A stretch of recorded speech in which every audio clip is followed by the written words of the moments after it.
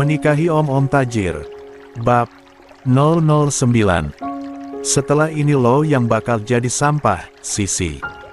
Lo bakal tahu gimana rasanya jadi sampah yang sebenarnya.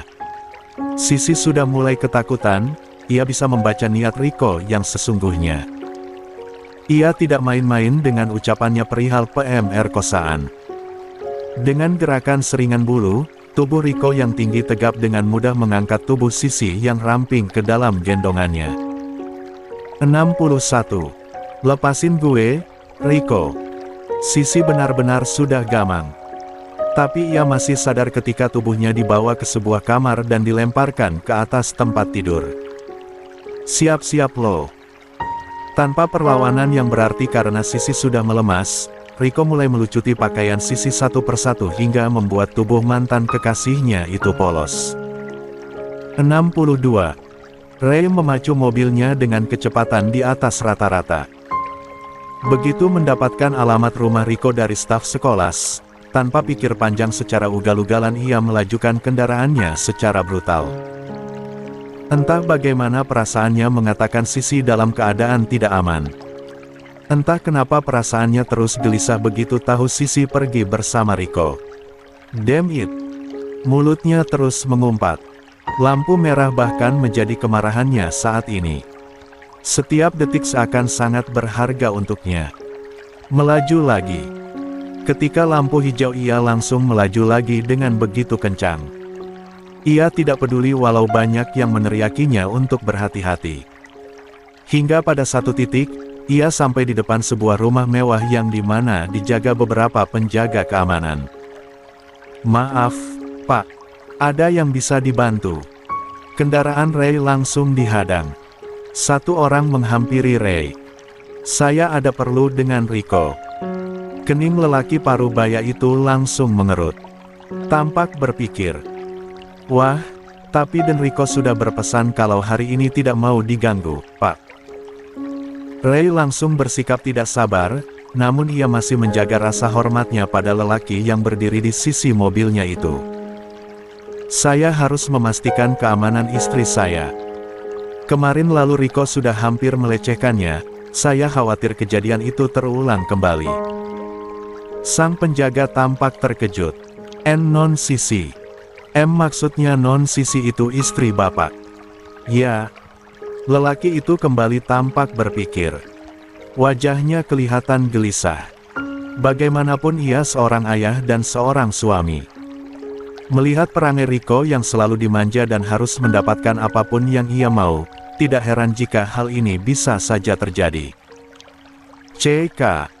Ray yang sudah tidak sabar pun menggeram.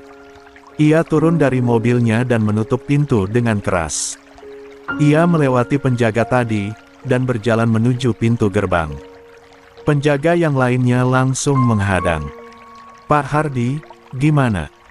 Lelaki itu bertanya pada temannya yang sudah menanyai tujuan Ray datang untuk mengkonfirmasi. Buka. Desis Ray sebelum pria di depannya itu mendapatkan jawaban.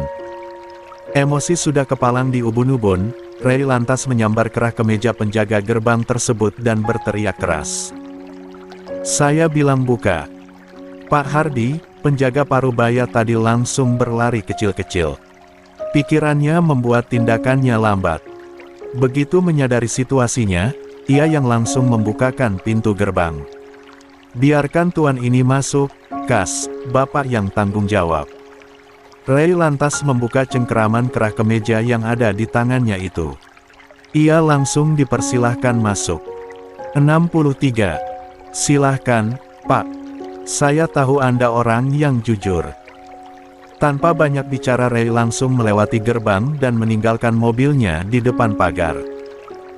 Kakinya terus berlari di halaman yang luas itu dan masuk ke dalam rumah melalui pintu utama. Sesampainya di ruang tengah, matanya mengedar. Dengan cepat memindai ke sana dan kemari. Lah melihat tas Sisi yang tergeletak di lantai dekat sofa. Jantungnya langsung memacu dengan cepat. Langkahnya seketika menyisir seluruh ruangan. Tidak ada. Sisi tidak ada di mana-mana. Jantung Ray rasanya diremas kuat. Jelas ia tidak menyerah begitu saja. Ia langsung berlari ke lantai 2. Kembali menyisir beberapa kamar di sana. Hingga saat ia berdiri di depan kamar paling ujung, telinganya samar-samar mendengar suara erangan seorang perempuan. "Jangan, Rico. Lepasin gue." Lirih, suara itu seperti tercekik serpihan kaca. "Nggak akan. Hahaha. Abis lo sama gue, Sisi. Siap-siap lo gue perawanin. Om Ray." Gemetar hebat, itu yang Ray rasakan pada seluruh tubuhnya ketika mendengar namanya disebut. Tanpa pikir panjang ia langsung menerjang pintu kamar yang tidak dikunci tersebut dan melihat pemandangan yang begitu mengiris hatinya.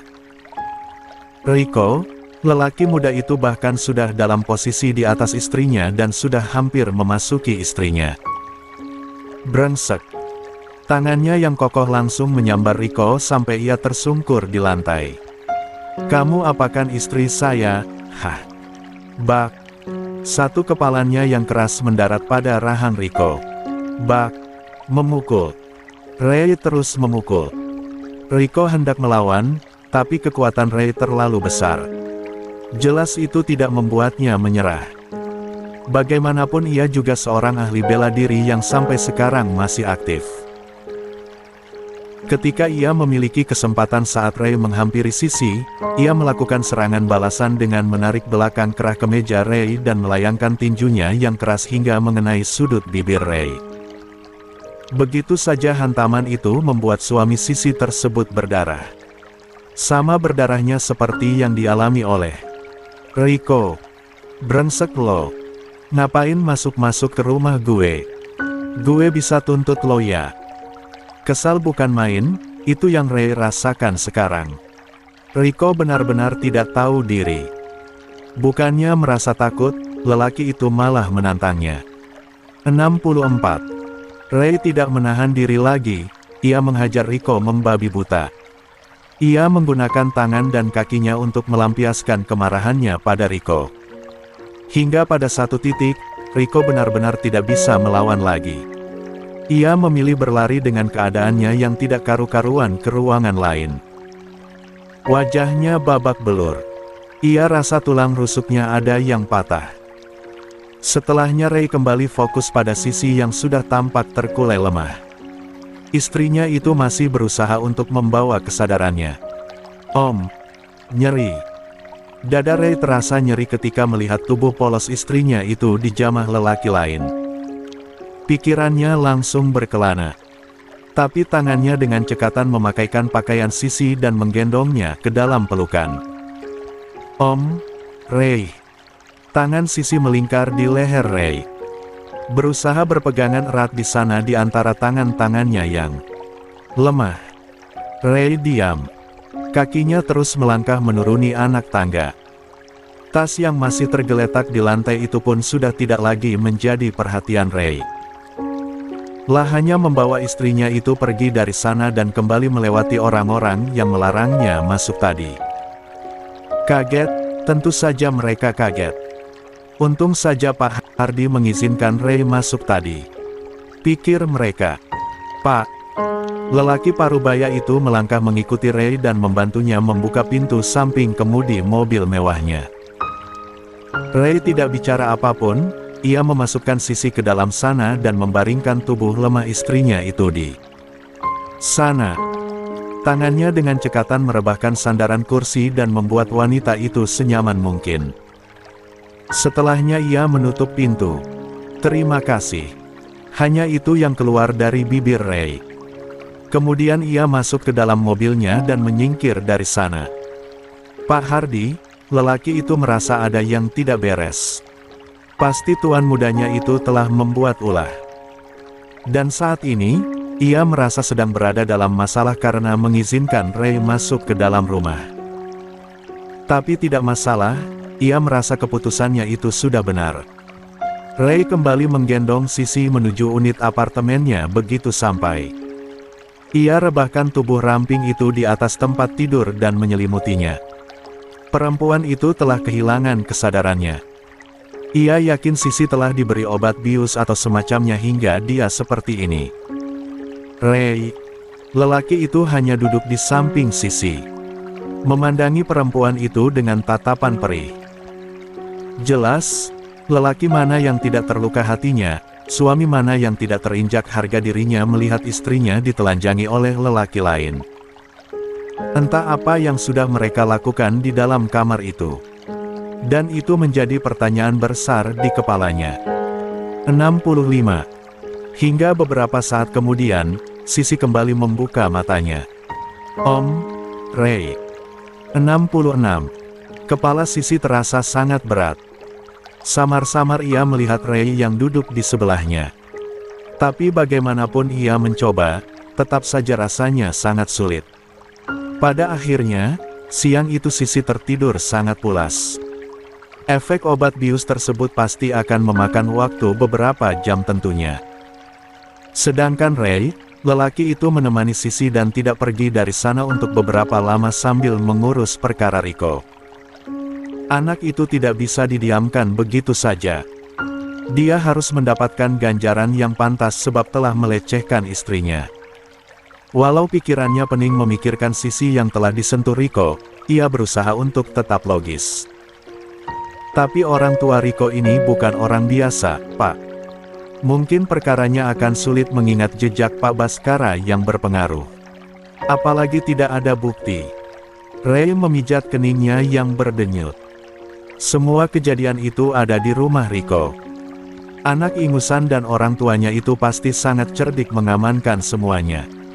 Saya akan mendapatkan buktinya. Baik, Pak. Itu akan lebih memudahkan laporan kita. Sambungan telepon pun terputus. Ray menghela napasnya kasar. Sekali lagi ia memindai tubuh istrinya yang terdapat lebam di beberapa bagian. Itu menandakan bahwa ada perlawanan dari istrinya ini. Ah, kenapa ia tidak memikirkan tentang visum? Memikirkan hal itu hatinya nyeri sendiri. Seharusnya ada jejak yang bisa dijadikan alat bukti. Setidaknya kekerasan itu meninggalkan bagian-bagian dari dalam diri Riko pada tubuh Sisi. Sperma contohnya. Sial. Memikirkan itu membuat dada Ray berdenyut nyeri. Rasanya ia ingin menghabisi kekasih istrinya itu. Apa yang ia lihat tadi sudah sangat jelas. Sisi telah dilecehkan. Mengusir deru dalam dadanya, akhirnya Ray memilih keluar dari dalam kamarnya dan Sisi. Ia ingin menjernihkan pikirannya yang kusut. Di sofa ruang tamu, Ray merebahkan dirinya di sana. Memejamkan matanya sejenak sebab ia juga kelelahan setelah mengurusi semua hal. Ditambah pikirannya yang membuat energinya yang ikut terkuras. Masalah Sisi bukan masalah sederhana. Ia harus mendapatkan jalan segera. Sedang sibuk dengan pikirannya, bunyi pesan singkat masuk ke dalam ponselnya. Mas Ray, buku tulis Mia habis. Besok Mas Ray sibuk nggak? Ada beberapa perlengkapan sekolah Mia yang habis juga. Bisa temenin Mia ke toko buku. Mia. 67. Mia adik kekasihnya yang sudah meninggal 3 tahun yang lalu. Gadis yang sudah dianggap sebagai adiknya sendiri itu memang dekat dengannya. Walau ia tidak selalu bisa mengabulkan apapun permintaannya untuk menemani ke sana kemari misalnya, Mia tidak pernah merengek seperti anak kecil. Gadis itu bisa bersikap mandiri walau dalam beberapa hal dia manja. Sejak kematian Melati, kekasihnya yang sudah lama meninggal itu, Mia memang bergantung padanya. Terlebih saat almarhumah Melati menitipkan Mia untuk ia jaga walau tidak sepenuhnya. Orang tua Mia masih lengkap. Ayah dan ibunya masih ada. Dia seumuran dengan Sisi. Berumur 18 tahun. Mas, kok nggak jawab? Mia. Kalau Mas Ray sibuk nggak apa-apa, kok. Mia bisa sendiri. Mia. Ray tertegun beberapa saat. Seharusnya jadwalnya besok kosong. Hari Sabtu ia memang sengaja mengosongkan kegiatannya.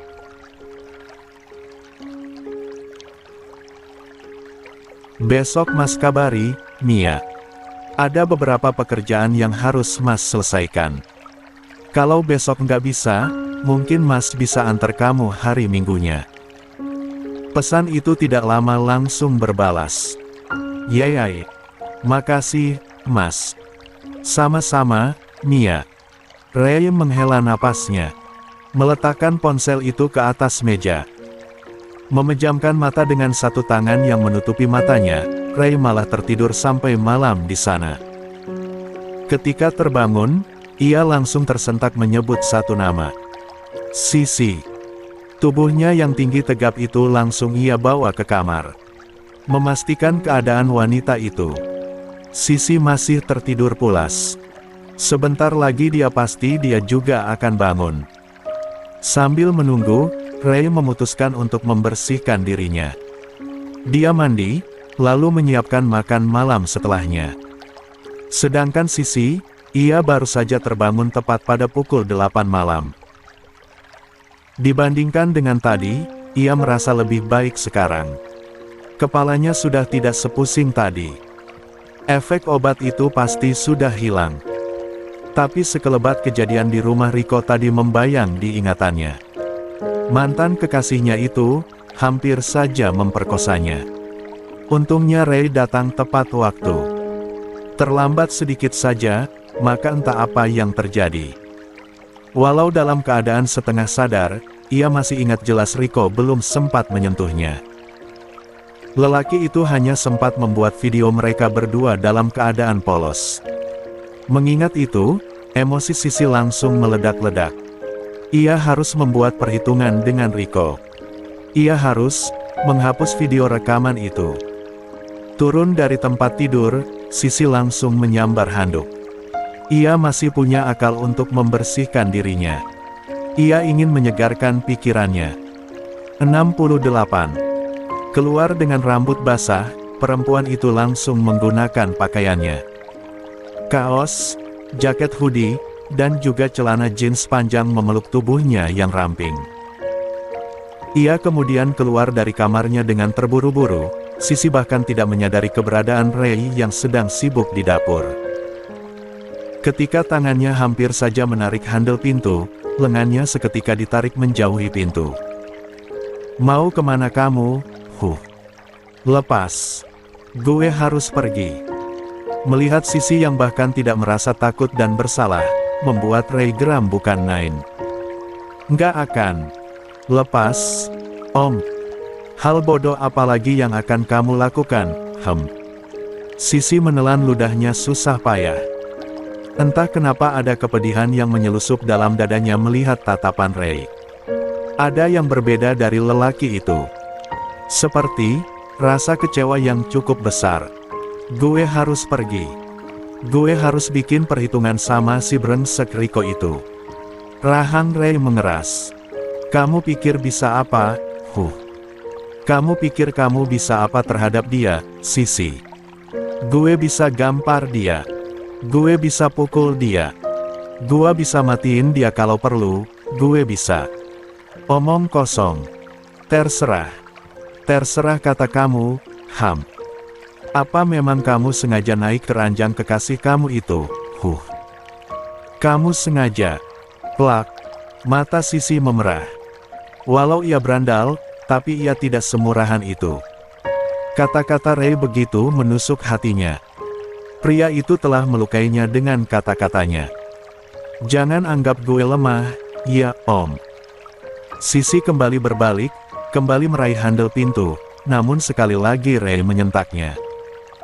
Kali ini lebih kuat hingga tubuhnya menubruk tubuh keras Ray.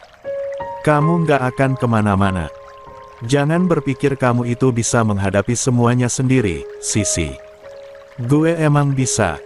Jangan sok tahu ngatain gue nggak bisa, Om. Kamu bahkan telanjang di tempat tidur itu, Sisi. Kamu bahkan tidak berdaya di sana. Apalagi yang mau kamu perbuat. Kamu itu. Dada Ray berdegup dengan begitu kencang, ia bahkan tidak bisa melanjutkan kalimatnya. Andai Sisi bisa bersikap lembut. Gue apa? Murahan? Iya. Sisi menelan ludahnya sendiri. Ia berusaha menahan air matanya agar tidak jatuh walau pelupuk matanya sudah menganak sungai. Kesal, Sisi malah membuat gara-gara. Ia tahu apa yang ada di dalam kepala Ray. Ya, gue murahan, kenapa emang? Gue bahkan udah ngen asteriste sama dia tadi sampai puas. 69. Brengsek. Ray yang geram bukan main langsung mencengkeram rahang Sisi dan menciumnya kasar.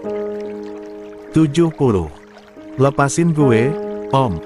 Sisi memberontak. Berusaha melepaskan dirinya dari Ray. Tapi semakin ia mencoba untuk lari, maka semakin kuat pula Ray menahannya. Lo nggak berhak nahan-nahan gue kayak gini. Lepasin.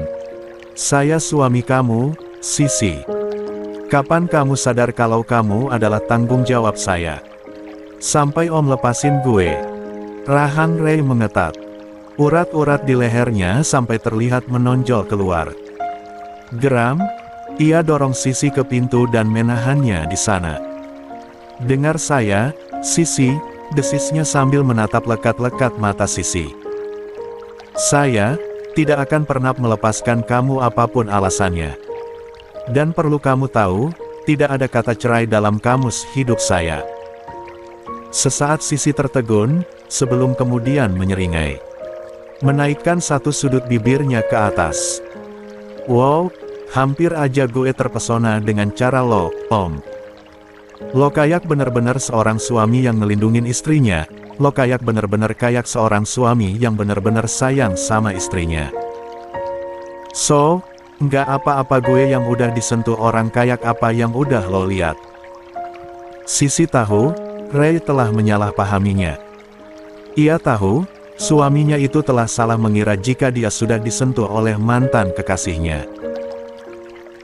Dan ya, jujur saja, cara lelaki itu menatapnya tadi membuatnya sedikit banyak merasa kecewa. Untuk itu otak liciknya bekerja dan memberikan informasi bahwa ini adalah kesempatan baginya untuk lari jika memang ingin lepas total dari pria ini. Suaminya ini akan menceraikannya, jika mengira tubuhnya sudah kotor dijamah lelaki lain. Diam kamu, Sisi. Kenapa? Lo ragu? Iya. Kepala Ray rasanya berisik. Banyak sekali yang menggema di telinganya. Entah kenapa sulit sekali rasanya mengendalikan Sisi. Tadi, perempuan ini seperti meringkuk ketakutan dalam pelukannya, seperti meminta perlindungan padanya dan seolah memasrahkan seluruh hidupnya. Tapi sekarang, dia bahkan bagaikan api yang menyambar-nyambar ingin membakar habis seluruh tubuhnya. Tidak ingin terpancing emosi dan mengucapkan hal yang tidak seharusnya, pria tampan itu mencoba untuk menghela napasnya perlahan dan mengulangnya beberapa kali. Well, saya tidak mau kita bertengkar. Saya mohon jangan pergi, Sisi. Tidak aman bagi kamu di luaran sana sendirian malam-malam begini. Sisi menatap Ray dengan tatapan yang sulit dibaca. Lelaki ini, entah kenapa ia sulit untuk mengecohnya. Dan dari matanya, entah bagaimana ia bisa melihat ketulusan. Saya yang akan mengurus Rico, ucap Ray dengan pengendaliannya yang sangat kuat. Kamu cukup ikuti apa kata saya dan semuanya akan selesai. Tapi gemuruh di dada itu tidak bisa ditenangkan, ia begitu tidak terima atas perlakuan Rico terhadap dirinya. Lah, harus membuat perhitungan dan mencari video rekaman itu. Tentu ia tidak mau jika suatu saat itu akan jadi bumerang untuk dirinya. Menghancurkan hidupnya tanpa. 71. Sisa. Ia tidak ragu jika Rico akan menggunakan ketelanjangan dirinya itu sebagai senjata. Sebab lelaki itu tadi bahkan mengatakannya. Kalau lo macem-macem sama gue, Sisi. Abis hidup lo. Gue bakal nyebarin video ini ke internet. Gue bakal bikin hidup lo hancur sehancur-hancurnya kalau lo masih aja ngebangkang sama gue, paham? Brengsel. Gue nggak bakal jadi budak lo, Rick. Om Ray pasti datang tolongin gue. Lo pasti dimatiin sama dia. Hahaha. Mimpi lo. Mana buktinya? Setelahnya Rico meletakkan ponsel itu pada nakas, mengarahkan pada Sisi yang setengah sadar dan melemas. Udah, Lo nikmatin aja, oke? Gue pengen banget balas dendam sama om lo yang sok hebat itu. Gue bakal bikin perhitungan sama orang sok jago itu. Berani-beraninya dia nyentuh gue. Dan detik juga, Riko naik ke atas tempat tidur. Setelah membuat Sisi semakin lemah tidak berdaya setelah mencoba melawannya. Lepasin gue, brengsek. Lo nggak bisa giniin gue, Riko. Nggak bisa. Kita buktikan, Sisi. Dan pada saat itulah, Riko menyentuh miliknya, membasahinya, dan siap mengarahkan miliknya pada milik Sisi. Sedikit lagi, maka Sisi akan menjadi miliknya secara untuk walau harus dengan cara kotor seperti ini. Namun, sebelum itu terjadi, suara dobrakan pintu yang begitu keras menggema mengalihkan perhatian Riko untuk beberapa saat, sebelum kemudian tangan-tangan kokoh itu berhasil membuat Riko nyah dari atas tempat tidur dan berpindah ke lantai. Brengsek. Itu adalah Ray, suaminya, yang datang sangat tepat waktu. Membawa kemarahannya yang begitu besar hingga menghajar Ray dengan membabi buta, dan setelahnya, membuat tubuh polosnya kembali tertutup, lalu membawanya dari tempat yang mulai saat itu juga ia sebut sebagai neraka. Tempat terkutuk yang tidak akan pernah ia datangi lagi. Namun, semua bertolak belakang dengan tindakannya sekarang ini, yang mana ia ingin kembali ke sana untuk membuat perhitungan. Ingin membalaskan rasa sakitnya. Lah yakin, ia bisa kalah seperti itu karena ia dalam pengaruh obat, yang membuatnya tidak berdaya untuk melawan. Tapi kali ini berbeda, ia dalam keadaan sadar sesadar-sadarnya. Ia akan memberikan pelajaran pada Riko sampai pria itu menyesal telah melecehkannya. Ya, oleh sebab itu ia harus membuat perhitungan dan membuatnya jera. Tapi lelaki di depannya saat ini mencoba untuk menahannya. Melarangnya pergi di antara emosinya yang meledak-ledak. Kamu bisa ceritakan semuanya sama saya, Haemen. Kamu bisa menjelaskan semua ke saya. Tatapan Ray melembut, dan hal itu hampir saja membuat Sisi meneteskan air matanya karena haru. Nggak ada yang harus gue ceritain, Om. Lo udah lihat semuanya sama mata kepala lo, kan? Demi apapun Sisi pandai sekali mematik kobaran api dalam dadanya. Semua udah sesuai dugaan lo. 72. Rahang Ray mengeras. Dia seolah percaya dengan ucapan Sisi. Dan entah kenapa hal itulah yang membuat Sisi merasa kecewa. Sekali lagi ia melihat tatapan kecewa itu. Yang membuatnya berpikir jika Ray adalah lelaki otoriter yang hanya mementingkan fisik lebih dari apapun. Entah bagaimana ia merasa, Ray menatapnya sebagai perempuan kotor walau lelaki itu tidak mengatakannya. Entahlah. Atau itu hanya perasaannya saja. Well, kamu butuh makan dan istirahat. Kita akan bahas ini lagi besok, Pada akhirnya Sisi tidak melawan lagi. Ia mencoba untuk patuh, setidaknya untuk sekarang ini. Tidak seperti pagi biasanya, Sisi bangun lebih awal. Bersiap untuk ke sekolah. Dan saat ia melewati ruang tamu, ada hal yang membuat dadanya kembali tercubit. Ray, lelaki itu bahkan tidak masuk ke dalam kamar mereka. Ia tertidur di atas sofa setelah berhasil memaksanya mengisi perut malam itu. Sesak, itu yang dia rasakan saat ini. Dalam otaknya hanya terpatri satu hal. Lelaki itu sudah jijik terhadapnya. Menganggapnya sebagai kotoran yang tidak layak untuk didekati. Maka pagi itu, mengendap-endap ia melewati ruang tamu, pergi tanpa berpamitan dan meninggalkan unit apartemennya. Dek. Ketika berhasil keluar dari sana, Sisi memegagani dadanya. Entah kenapa ada perasaan nyeri di sana. Iya halo, Pak Ray. Oh, ya. Sisi ada di dalam kelasnya. Aman, Pak. 73. Beberapa saat sebelumnya, Ray terbangun dari tidurnya. Ia tidak tidur di kamar. Ya, jelas ia butuh waktu. Walau sempat berbaring di samping istrinya dan memeluknya sesaat ketika perempuan itu tidur, nyatanya perasaannya yang lain butuh ditenangkan.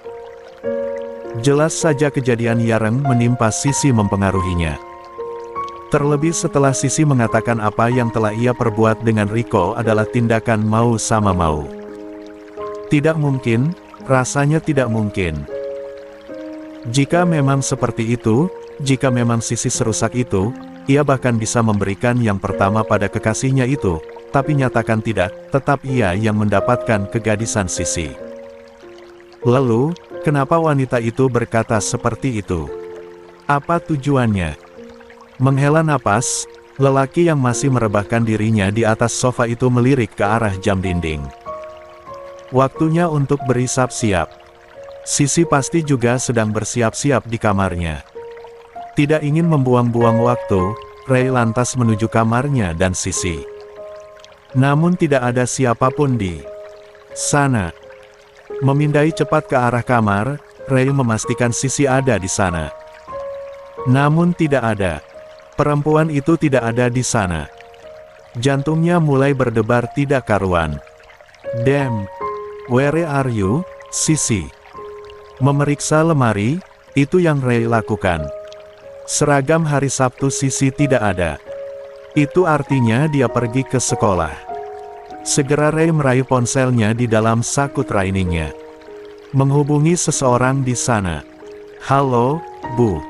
Apa Sisi sudah sampai di sekolah? Pak Ray. Oh, ya. Sisi ada di dalam kelasnya. Aman, Pak. Barulah saat itu, Ray bisa bernapas lega. Tapi jelas ada hal lain yang mengganggunya. Siapa lagi kalau bukan keberadaan Riko? Sekolah. Yes, hari ini hari terakhir ujian semester. Liburan panjang dong. Tiwi, gadis itu begitu senang sebab hari ini adalah hari terakhir di mana anak kelas 12 melaksanakan ujian semester ganjil. Dari tadi ia mengoceh ini dan itu, namun sahabat yang duduk di sebelahnya itu hanya diam 1000 bahasa menutup mulutnya. Sisi, lo kenapa diam aja sih, dari tadi? Sisi menghela napasnya sambil meletakkan kepalanya di atas meja. Menyimpan wajahnya di antara kedua tangannya yang dia lipat. 74. Kali ini Tiwi yang menghela napasnya. Ia tahu jelas, jika sudah seperti ini, artinya ada yang tidak beres. Lo kenapa lagi, sih? Diam-diam, Sisi meneteskan air matanya. Dadanya terasa masih berdenyut sakit mengingat apa yang telah dialaminya kemarin. Tapi entah kenapa itu tidak lebih menyakitkan daripada saat memikirkan Ray. Lelaki itu, benar-benar membuatnya bingung. Sih, lo tahu lo punya gue buat cerita. Jangan diem aja. Sisi menggeleng di tempatnya. Nggak ada apa-apa, Wi. Tenang aja, lo fokus aja buat ujian nanti.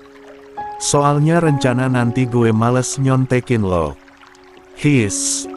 Jangan gitu, dong, sih. Nggak asik lo ah. Traktir gue kalau gitu pas pulang sekolah. Oh, siapa takut. Hari itu berjalan seperti biasa, mereka melaksanakan ujian terakhirnya dan berakhir pulang cepat. Sih, tapi sebelum gue traktir lo, temenin ke toko buku dulu, ya. Soalnya ada anak temen gue yang ulang tahun. Dia minta dibeliin alat-alat tulis gitu. Oke. Walau belum lebih baik, tapi perasaan Sisi lebih tenang saat ini. Berada di samping Tiwi setidaknya bisa mengalihkan pikirannya. Untung saja Riko tidak masuk ke sekolah, jika dia melihat mantan kekasihnya itu, entah apa yang akan dia lakukan. Kesabarannya seolah habis digerus. Ia sudah geram bukan main. Untuk pergi ke rumah lelaki itu pun, entah kenapa keberaniannya tiba-tiba menciut ketika mengingat ucapan Ray tadi malam. Apa memangnya yang bisa kamu lakukan? Bahkan kamu sampai telanjang di atas tempat tidurnya. Walau dalam keadaan sadar dan tidak terpengaruh obat, pria nekat seperti Riko bisa menghalalkan segala cara. Ia lantas tidak ingin bertindak bodoh untuk yang kedua kalinya. Lebih baik ia menunggu dan memikirkan cara lain. Tidak bisa kalau mendatangi Riko saat orang tuanya tidak berada di rumah. Bisa berbahaya baginya. Lo kebanyakan ngelamun deh hari ini, ucap Tiwi keheranan. Sejak masuk ke dalam taksi yang akan membawa mereka ke toko buku di salah satu mall besar, Sisi terlihat murung dan tidak berbicara sama sekali. Kalau lo ada masalah, lo tahu lo bisa cerita sama gue, Sisi menghela napasnya, tersenyum kecut. Nanti gue ceritain sama lo, Wi. Nggak sekarang.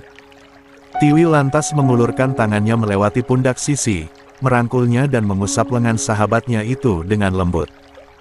Lo tahu lo punya gue, Lo bisa ceritain apapun itu ke gue. Kayak gue cerita apapun ke lo, Sisi tersenyum samar, ada yang salah pada Ray jika sampai tidak menyukai sahabatnya yang satu ini. Nyatanya Tiwi adalah salah satu yang terbaik yang dia punya. Thanks, Wi. Anytime, Sisi. Rumah sakit. Ray begitu sibuk dengan kegiatannya. Jadwal operasi maraton dari pagi hingga siang ini baru selesai. Bahkan 75.